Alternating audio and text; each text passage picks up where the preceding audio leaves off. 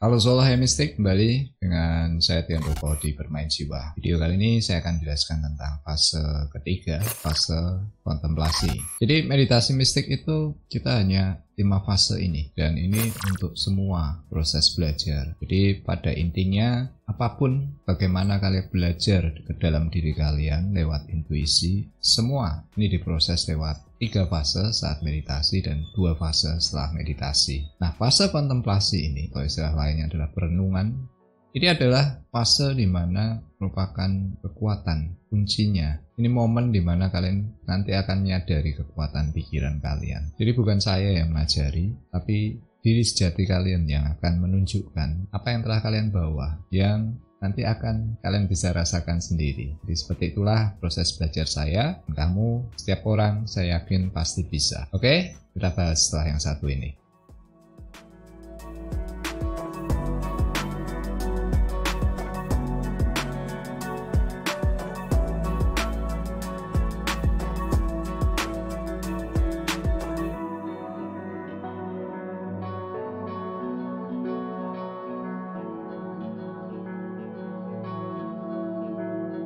Oke, jadi fase kontemplatif ini, mungkin bahasa lainnya adalah kamu merenung, tafakur, dan lain-lain.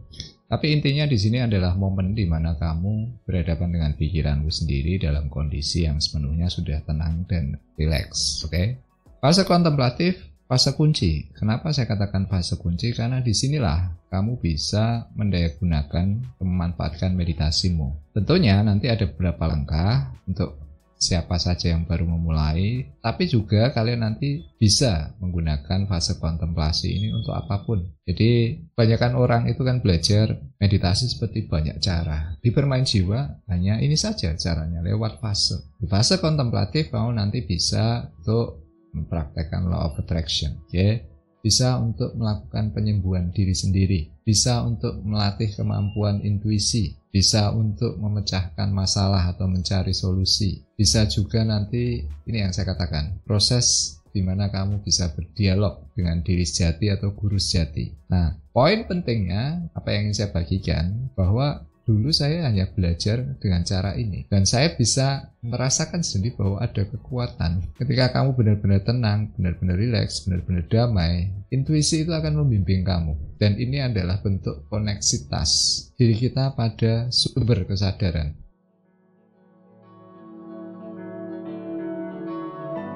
Saya akan berikan beberapa variasi yang kalian bisa aplikasikan di fase kontemplatif, terutama untuk kalian yang baru memulai. Jadi langkah awal itu adalah bagaimana kalian menjadi pengamat pasif. Ini modal awal, oke?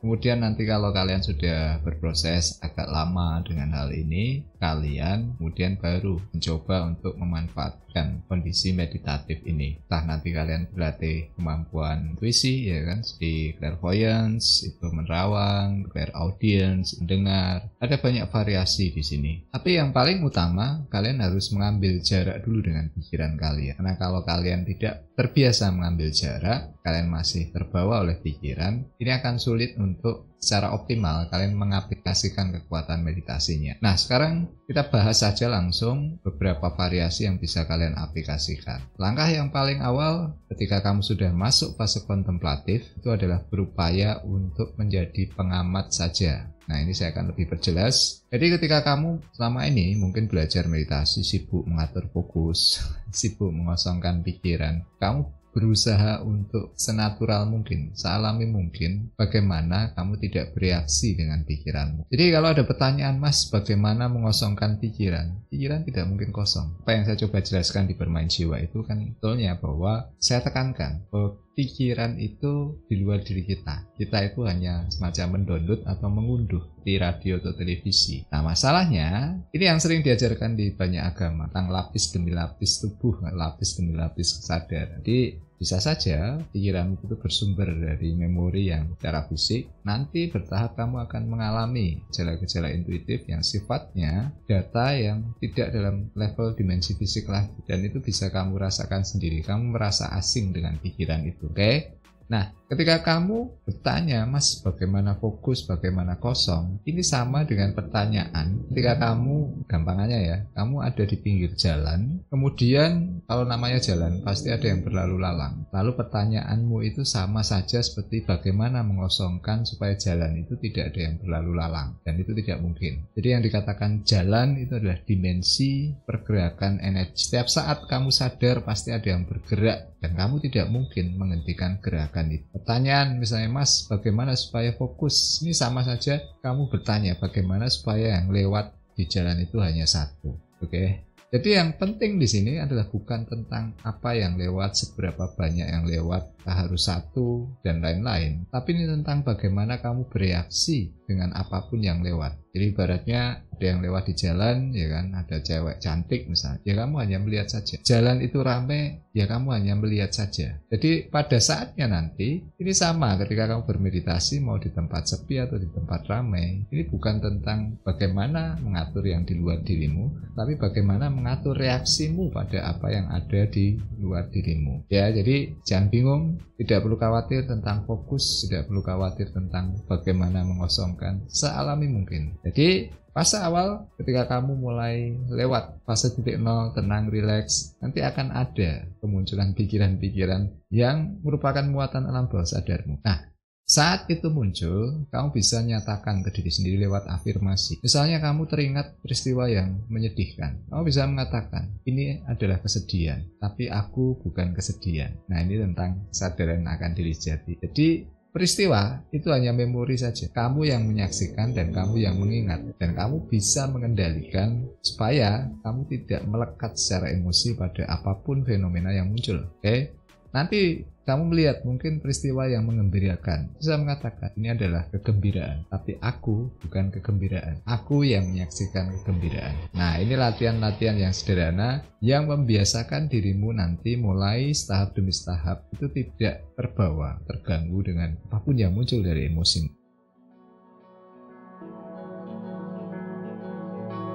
Kemudian latihan variasi yang kedua untuk kalian yang baru memulai. Ini yang saya katakan latihan untuk memanggil ulang memori. Dan ini nanti juga bagian ketika nanti kalian belajar kemampuan intuitif seperti lucid dreaming maupun proyeksi astral. Nah, seperti apa latihan untuk memanggil ulang memori? Jadi begini, kalau kalian melakukan segala sesuatu itu dengan kesadaran, artinya kalian punya kontrol pada setiap apapun yang kalian lakukan. Nah, masalahnya hampir 90% lebih kalian itu bergerak secara otomatis. Banyak dari aktivitas kalian itu yang sudah dikendalikan oleh alam bawah sadar kalian. Oke?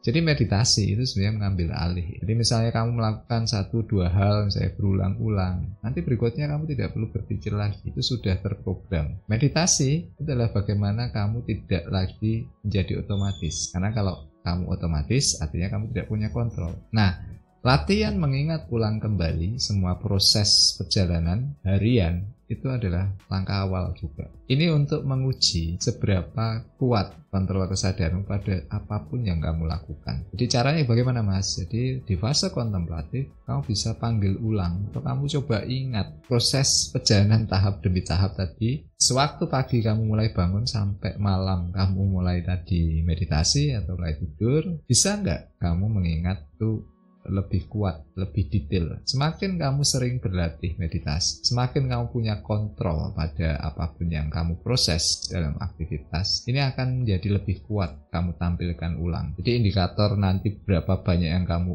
ingat itu adalah indikator berapa sadar kamu dalam setiap aktivitas. Oke, jadi latihan ini bisa kamu lakukan setiap hari dan otomatis nanti ketika kamu melakukan setiap malam misalnya, hari-harimu berikutnya kamu akan lebih punya kontrol pada apapun yang kamu lakukan karena kesadaran itu tentang kontrol. Latihan ini tadi sebetulnya bisa kamu gabungkan dengan latihan sebelumnya tentang menjadi pengamat pasif. Ketika kamu mengingat kembali, kamu berikan label, ya kan, kamu nyatakan, ini akan sedikit memberikan jejak dari rekaman alam bawah sadarmu. Jadi pada prinsipnya orang itu mengasup energi tidak hanya dari makanan, tidak hanya dari nafas, tapi dari informasi. Jadi yang disebut nafkah batin, ya kan, kebahagiaan yang sifatnya rohani, itu adalah informasi yang kamu asup setiap harinya. Nah, masalahnya kamu tidak pernah memfilter itu, tidak pernah menyalurkan itu, tidak pernah membuang atau mengalirkan. Ini nanti yang akan bertumpuk dan ini akan berpengaruh pada medan energimu. Oke, kemudian latihan berikutnya ini yang bagi saya adalah paling penting. Jadi kalian membiasakan bahwa setiap kali kalian bermeditasi itu untuk kalian berdialog dengan diri sejati, dengan guru sejati, dengan Tuhan, ya kan. Jadi dulu saya itu belum tahu tentang meditasi. Keinginan saya itu cuma satu, bagaimana supaya saya bisa mendapat jawaban dari semua doa saya. Nah, di video sebelumnya saya sudah jelaskan kalau kamu punya rutinitas berdoa mungkin setiap malam, kamu bisa melakukan fase kontemplatif ini untuk meminta petunjuk atau meminta jawaban. Oke? Jadi itu sebabnya ketika kamu mengawali tadi di fase meditatif, kamu bisa awali dengan doa, ya kan? Kamu minta petunjuk, meminta bimbingan, itu selalu. Nah, fase kontemplatif ini adalah fase di mana kamu mencoba membaca intuisi, membaca petunjuk apa yang mungkin disampaikan lewat entah rasa, entah pendengaran, entah visual, tentang apa yang kamu doakan. Jadi dari sini semua bermain jiwa itu berawal. Maka ini yang saya sebut kamu belajar dari dalam diri, belajar pada guru sejati. Guru sejatinya adalah kesadaranmu itu sendiri. Tapi ini memang butuh proses panjang dan kamu butuh untuk membiasakan. Jadi dengan kamu melatih untuk selalu mendengar atau berdialog dengan kesadaranmu, ini nanti yang saya sering ceritakan tentang kemampuan channeling. Jadi meditasi mistik yang saya katakan proses mistik, itu adalah di mana kamu mendapatkan jawaban, mendapatkan bimbingan dari doa yang kamu sampaikan, kemudian kamu coba untuk mendengar jawabannya. Jadi proses meditasi, sering saya katakan ini adalah sebuah tidur yang kamu sadari. Selain itu, secara sederhana juga, ini adalah bentuk di mana kamu itu melakukan dialog. Dan ketika kamu sering memproses ini, kamu bisa belajar banyak hal, mendapatkan bimbingan dari meditasimu itu sendiri. Jadi banyak orang itu menyangka saya belajar banyak, membaca buku banyak, entah mungkin bertanya banyak ke orang juga. Tidak. Saya dulu hanya bertanya pada pikiran saya sendiri. Jadi ini terkait dengan apa yang saya katakan bahwa pikiran kita itu berada di luar diri kita. Kita hanya mengambil datanya. Dan ketika kamu membiasakan diri untuk memprogram dalam bentuk dialog, apa yang ditampilkan itu mengikuti apa yang kamu niatkan atau kamu sampaikan di awal meditasi tadi.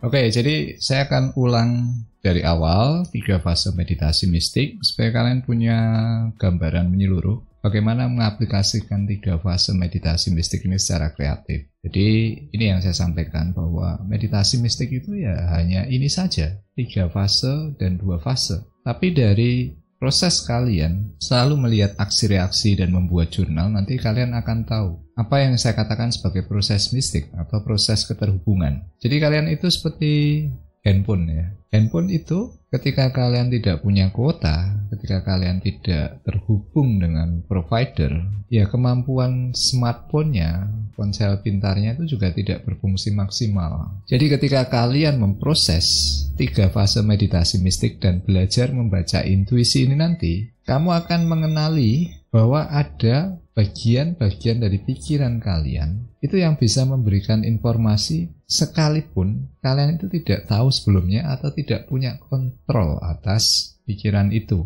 atau informasi yang kalian terima. Oke? Nah, dari situ kamu akan menyadari bahwa artinya ada satu lapisan kesadaran yang bisa menampilkan data sekalipun kamu itu tidak terlibat langsung. Oke ya, jadi kalau kalian perhatikan, kalian bisa cari informasi tentang hipnosis ya. Ketika orang itu dihipnosis, dia mampu menampilkan berbagai ingatan, memori yang dalam, sekalipun waktu itu dia tidak tahu apa saja yang dia sampaikan. Nah, proses meditasi mistik ini nanti juga kalian akan alami sama seperti hipnosis itu tadi. Dalam diri kalian ketika kalian terhubung dengan sumber data atau providernya itu tadi, ada banyak informasi yang bisa kalian gali. Itu sebabnya saya katakan bahwa proses mistik itu seperti proses keterhubungan. Kamu menjadi online, ngambil data, dan dari situ kamu bisa belajar banyak, bisa memfungsikan banyak. Oke, jadi ini berbeda 180 derajat dengan kebanyakan orang belajar meditasi. Karena mereka berpikir bahwa mereka bisa mengatur pikirannya. Tidak, kekuatan kita itu dari keterhubungan, dan keterhubungan itu tadi pasti melalui titik nol. Kenapa titik nol? Ya karena titik nol ini ada titik netral. Sama halnya ketika kalian itu bergaul ya, kalau kalian itu tidak memihak, kalian juga terhubung dengan banyak pihak. Nah, kondisi netral semacam itu, kondisi yang menghubungkan dengan semua data, yang saya katakan spirit, itu seperti gelombang. Nah, ini yang saya katakan kita itu belajar secara mistik, belajar dari proses keterhubungan kita, dan dari situ ada sesuatu yang bisa membantu kita memberi informasi, tapi tidak ada wujudnya.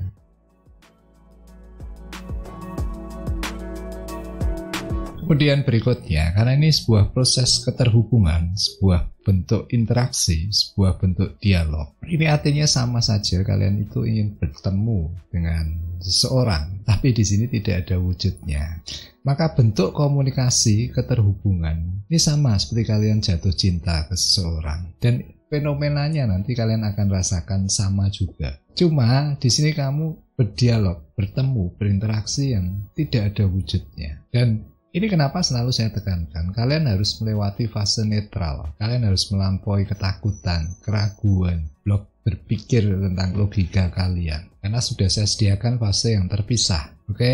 Jadi saat kalian melakukan 3 fase ini yang saya katakan, kamu belajar memanfaatkan meditasi. Kamu belajar juga selain kamu berdoa, itu kamu juga mendengarkan jawaban atau petunjuknya. Jadi di situ terbangun sebuah interaksi yang akhirnya nanti kamu akan menemukan bimbingan ini. Oke?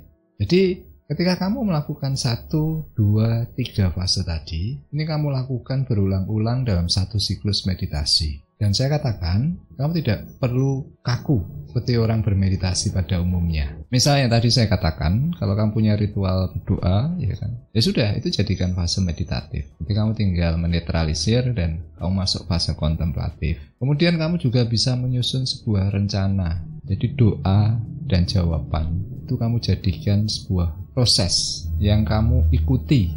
Jadi misalnya saya punya niat untuk bertanya apapun, mungkin masalahmu, mungkin bisnismu, mungkin rencanamu, apapun juga. Dan kamu lakukan ini dalam setiap proses meditasi. Jadi sebagai manusia, kamu punya logika, kamu punya rencana, kamu punya planning, tapi di sisi yang lain, kamu juga butuh informasi dari level kesadaran yang lebih tinggi, dari intuisimu. Karena ada banyak hal yang menggerakkan keinginan kita, mendorong kita. Semua itu bergerak di alam bawah sadar. Dan ketika kita mulai masuk lebih dalam, kita akan menemukan sebuah korelasi di sana. Jadi 3 fase yang selalu kamu ulang-ulang dan kamu selalu punya intensi, punya rencana. Nanti ini akan kamu evaluasi di jurnal.